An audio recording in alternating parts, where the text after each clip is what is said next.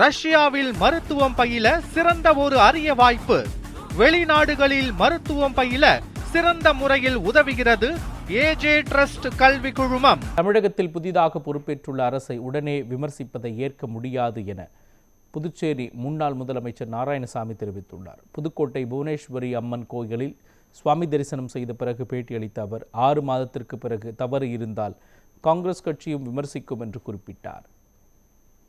மக்களுக்கு கொடுத்திருக்கிற வாக்குறுதிகள் மதச்சார்பின்மையை கடைபிடிப்போம், எம்மதமும் சம்மதம் என்று சொல்வோம், ஊழலை முழுமையாக ஒழிப்பேன், நான் ஊழல் செய்ய மாட்டேன், ஊழல் செய்ய மந்திரிகளை விட்டு வைக்க மாட்டேன், அதிகாரிகள் மட்டத்தில் ஊழல் நடந்தால் அதை கண்டிப்பாக அதற்கு நடவடிக்கை எடுப்பேன், அது மட்டுமல்லாமல் கஞ்சாவை ஒழிப்பேன், மதுக்கடைகளை முறைப்படுத்துவேன், தமிழ்நாட்டிற்கு நிறைய வளர்ச்சி திட்டங்களை, விவசாய திட்டங்கள், எல்லா திட்டங்களையும் கொண்டு வருவேன் என்று, அதாவது காங்கிரஸ் கட்சியுடைய கொள்கையைப் போலவே அவருடைய கொள்கை இருக்கின்ற காரணத்தால் காங்கிரஸ் கட்சி ஆதரவு கொடுத்து இப்பொழுதோ ஒரு ஆட்சியில் இருக்கிறார்.